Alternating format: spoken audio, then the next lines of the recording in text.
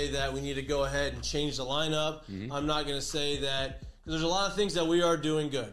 We are 9-3. It's 12 games into a 56-game regular season.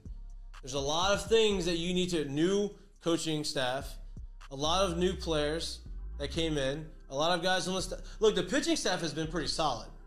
The pitching staff has come out there. They've thrown well. You've had guys step up. Blake Money's been great on Friday night. You've had guys like it's not like we're getting blown out. The big issue, the big bugaboo for us is the errors, is the defensive fielding. You cannot give good teams extra outs, right? We haven't even gotten to the SEC play, but you saw it with Texas. You go and you play the number one team in the country who's great on the mound, and you give them extra opportunity to score runs, that's hard to overcome. Then you have you kind of come off the mat and you win a game that maybe you shouldn't have won on Friday against Oklahoma. That's a big one. You thought that was going to jumpstart us against Texas. It didn't. Then you go, okay, you know what? Maybe Texas was kind of a punch in the gut. We're going to figure this thing out.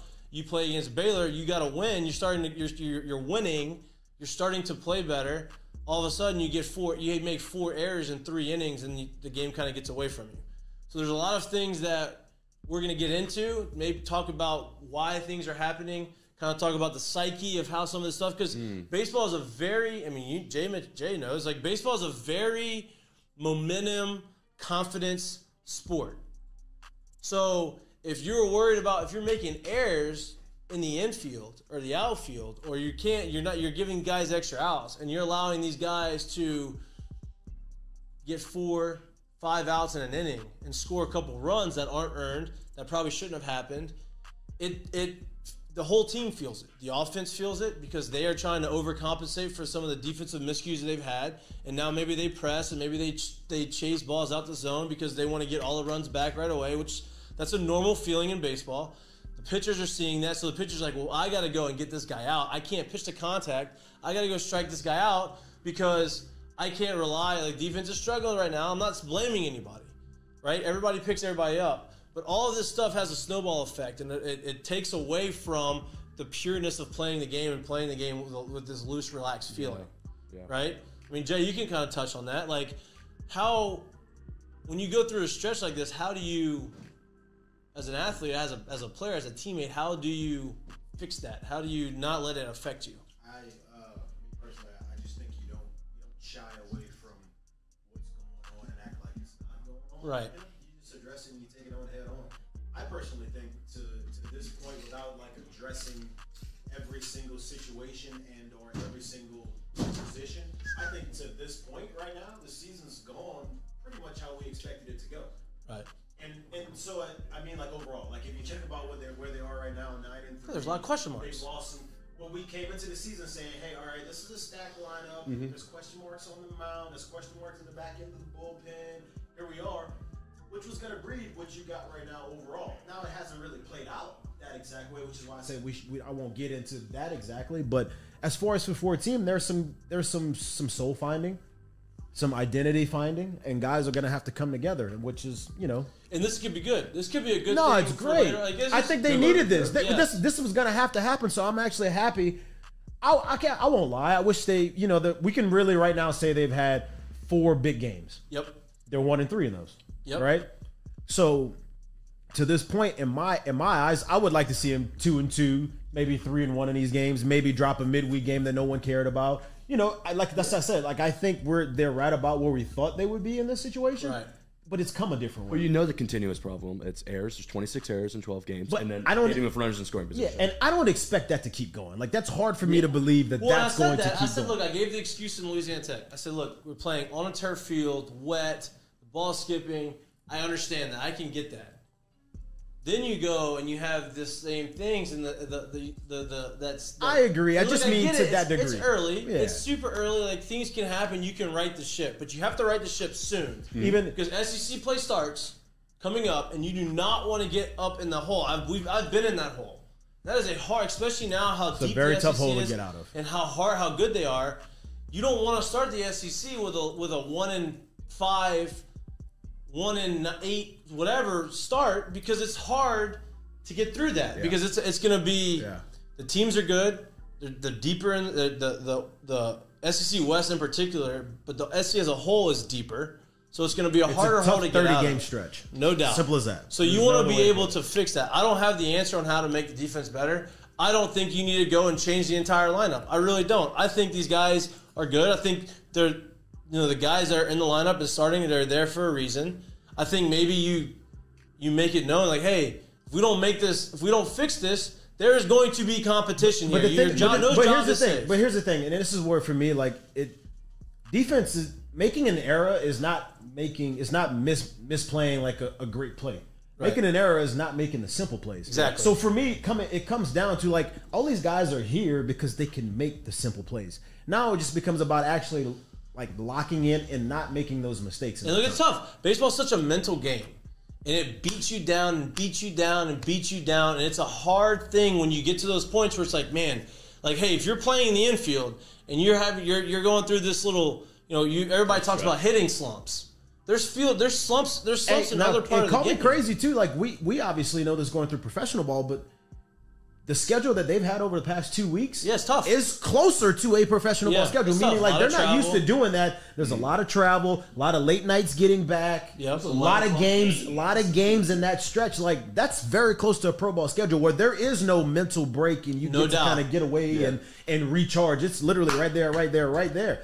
That's tough for them to do. That's very not something hard. It's hard because in pro ball, you have to figure things out on the fly, right? You don't have the Monday off day or the Monday, Tuesday off day. You don't have the 3 off days a week where you go to the field and you have a practice and you're hitting and you got to go work on fielding and you're trying to figure out and you're trying to hone in on something that you didn't feel good about for the weekend before. You don't get that in pro ball. In college, you get it, which is an advantage. So they're going to have some soul searching to do this week. Go ahead. No, I was just say, obviously Jay came in with the big prowess on offense. Like, that was his calling cards, that he's able to, get the guys that can't hit hit the guys that already are great hitters going to be even better hitters. Is there a lot of him taking practice time away from defense and kind of focusing on maybe ground balls and more of that stuff? So I don't just hammering home on offense. I don't know. Because like you said, these are the simple things. These are simple plays. No. We don't want that. Turn it off. Turn it off.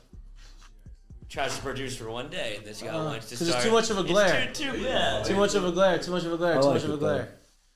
Sorry. We were told that they like it off because you can't see it with the light. Yep, same thing. Calls electrical fire. No, it's okay. Look, she's on top of it. She knows. She knows. Where's she? She's hiding behind the thing. She knows how to work it. Yeah, she knows. Just laying in the wickets. But I don't know what their practice schedule is like. I don't know what their practices look like. I haven't been through a whole practice, right? Maybe he does emphasize offense more than he emphasizes defense. But right now, it's not going to be that way anymore. Because, listen, the offense and the way the offense has been playing, I know people are disappointed. Oh, they didn't score a lot of runs this weekend. They got beat 6-1 by Texas. They were getting shut out for 7 innings against Oklahoma. They ended up winning. They had some big runs against Baylor, who didn't have a great record. They only scored 6 runs. Like, I understand all of that. But offense is always going to be a little bit behind the pitching early in the season. It takes a little time to get your rhythm, and it takes a little time to feel, like, to have an understanding. Like, I've always said that, like, I don't judge anybody what they look like offensively until they have, 50 to 75 at bat, especially in college. Like, college, you have, let's say 50 to 60, 50 to 70 at bats. In pro ball, you can go up to 100. I would personally say 100, but you don't get that many at bats in college. In college, I would say 100 only because, like, I guess in a college season you'll end with maybe 250 at the end of the year. If you play, yeah. So I'll say 100. Maybe. I'll say 100 only because once you get to 100, if you know baseball well enough, you already know, like, hey, so like at 100, if I got 27 hits, I'm hitting 270. Right. Like, you know where you are, and it's kind of easy. Once you get past that, those numbers don't move as much. And now, not just so much swing-wise, we kind of get to see who you are as a person, too. Yeah. You know what I mean? Like, we got to get to figure out. Pro ball is probably about 250 when you get to that. Right. Because you have so much. You have so much more. time. You're there every day. So, like, I would give it to about 100 at bats where I'm like, all right, now we kind of get to see who you are. And look, the offense and hasn't what kind of been, season you're going to have. Right, and the offense hasn't been bad, right? Like, you go down the lineup, like, Trey Morgan's hot. Mm-hmm. Trey Morgan's swinging the hell out of it. He's driving balls opposite field, sitting balls off. He should have had 2 doubles yesterday. He had 1 off the wall. That should have been off the wall. The guy's playing on the track, catches it, right? Dylan Cruz is hitting 400. I know these last few games he hasn't been playing great. He hasn't been doing Dylan Cruz stuff. but he's hitting over 400. You have Barry, who's popping a few homers. Like, he's doing some things. Cade Doty's going Oppo Taco. Like, they're coming up with some, Jordan Thompson had a walk-off home run. So they have some offensive moments. The guy who I think is going to be a big difference maker, and I think that, I don't know, I'm not the manager, I'm not the coach, I'm not making these decisions. I think Gavin Dugas should move up in the lineup. Why do you think that? Because there's a couple reasons. One, this man hit 19 homers last year. He's a leader of the team, and I know he hasn't been swinging it consistently, but... Proven in this league. What's that? Proven in this league. Proven in this league. He hasn't been swinging it super hot. 276. Right, but if you go look at what his numbers are with runners in scoring position, it's probably through the roof. Right. He is driving in even the small... And 276 isn't bad with like this early in the season. He could have one series where he hits 4 home runs and hits 500, and now he's hitting 400 for the year. Like, it's... The 276 doesn't matter to me. What matters to me is when he does get the hits, they are meaningful. They're in the bottom of the... They're late in the game, driving guys in, doubles, singles. Last night he had a 2 RBI... Was it 2 nights ago? Last night too. 2 RBI single. Friday night against Oklahoma, RBI base hit in moments where you need them. It's 10 RBIs. 10 RBIs. Trey Morgan has 11. Perspective. Right. And so he doesn't have a ton of hits, but the hits are counting. I also think they should move him up in the lineup because he gets a little bit of protection.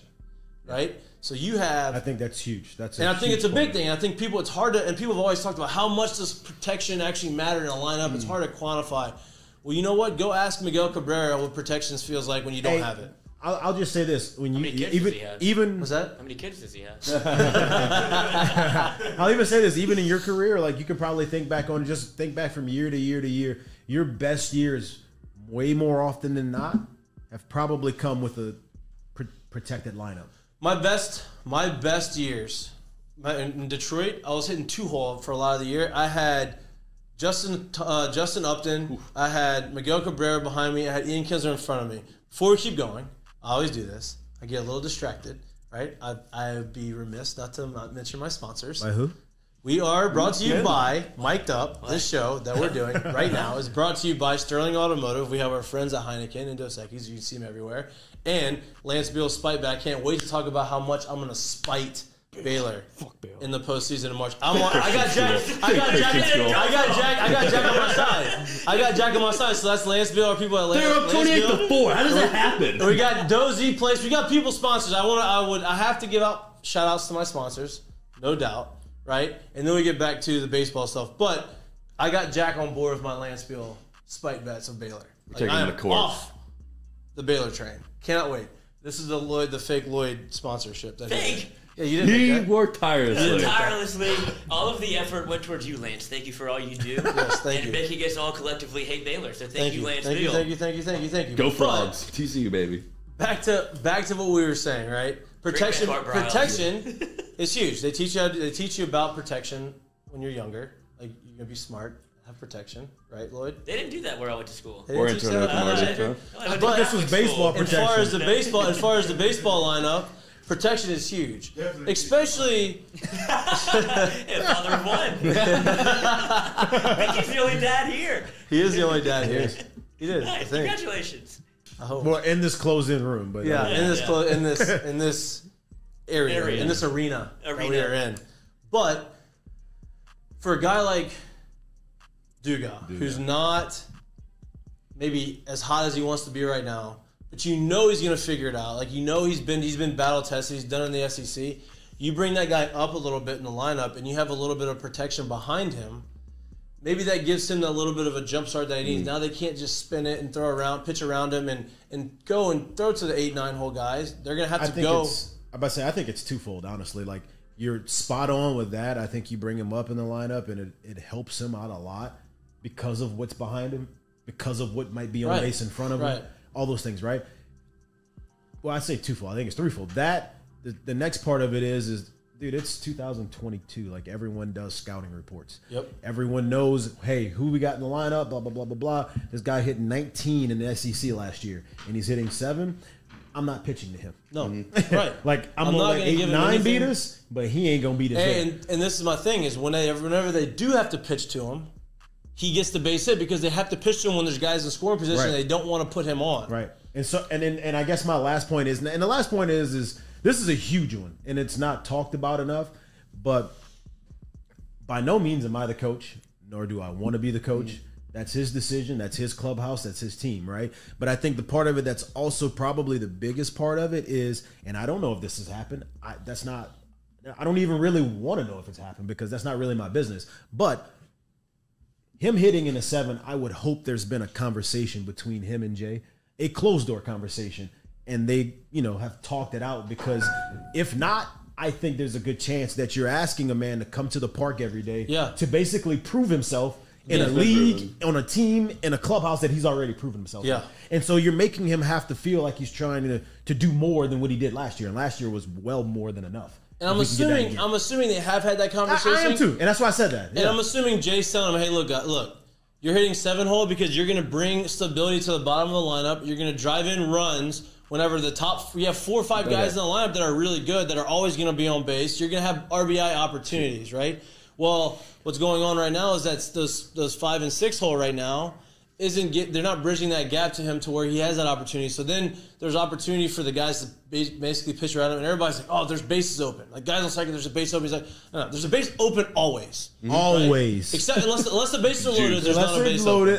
Always. There's always a base open. It doesn't even matter if it's first and second. The base is open at third. Walk them, they just keep going. There's always a base open. Right? Always. So if I don't have to pitch to you and I don't want to pitch to you, unless the bases are juiced, I can literally pitch around you. Yes. Unless you're Barry Bonds. And then there's a there's base a base. And then they still said, you know what? There's a base open. But then there's a roll on the board. Yeah. And that's the thing. It's like he's got that factor where it's like, man, every time he gets up in this situation, he did it last year. Yeah.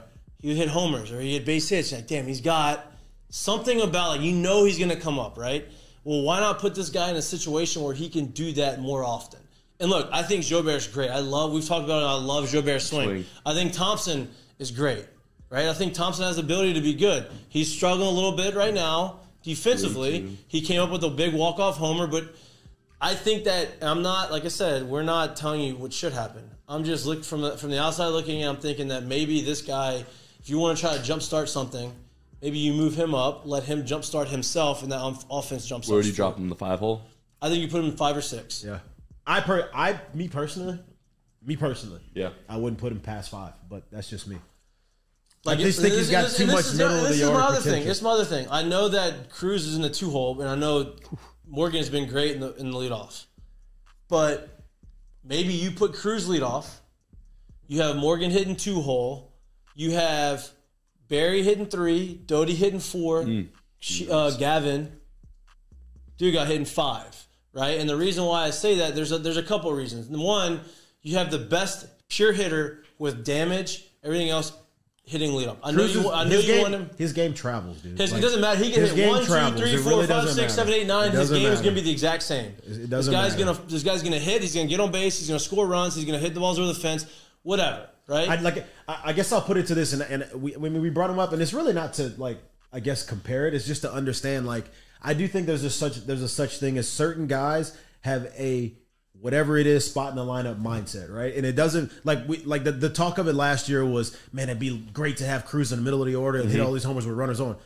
But I don't know if he had a middle of the order mindset at that point. Right. And I don't know if he still does right now. I'm not saying it's bad. I'm just saying that certain parts of the lineup, certain guys have a mindset for those spots, and they just operate. They just operate at their best there. Here's my thing. It's really that simple. The whole point of baseball is to score runs, generate runs as much as possible, right? Whether that's scoring runs, RBIs, all those things are tied in together. I can promise you this. Not one guy in a Major League Baseball draft and not one scout is going to look at Dylan Cruz and is like, man, this guy hit 18 homers but only had 48 RBIs. He must not be able to hit with guys in score position. No, that's not it. Because he's a baller. His swing is going to play no matter where he's at. He didn't get driving guys because he was hitting leadoff. Because he'd had the opportunity, which is okay. Numbers anyway, so which is okay, it doesn't right? really matter. So I think that, let's say he's sitting leadoff. He can run. He takes second base. Springer. Let's say he hits a double, right? Leadoff double, right? Then you got Trey Morgan, who we've talked about that a bunch on this show. Trey has the best bat-to-ball skills probably on the team and one of the best in the country. Best Jay's ever seen.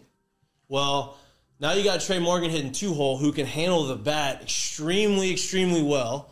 He can get a hit to left field, center field, right field. Well, now you got Dylan Cruz at second base with no outs, and you got probably your second best hitter on the team. Maybe your best contact guy on the team. And now you say, hey, you don't just need to make contact. You can do whatever you need to do. You can drive the ball, hit whatever. But the majority of the time, he's probably going to get him over to third base with less than 2 outs. And now you have your big boppers in the middle lineup with RBI opportunities. And that's how. And then as it snowballs, you're going to have guys replacing guys at second. You're going to have guys getting on base because now there's pressure on the other team, right? And so I'm not saying moving him up to the 5-hole is going to make all of that, make everything better, because it's not going to make the defense any better.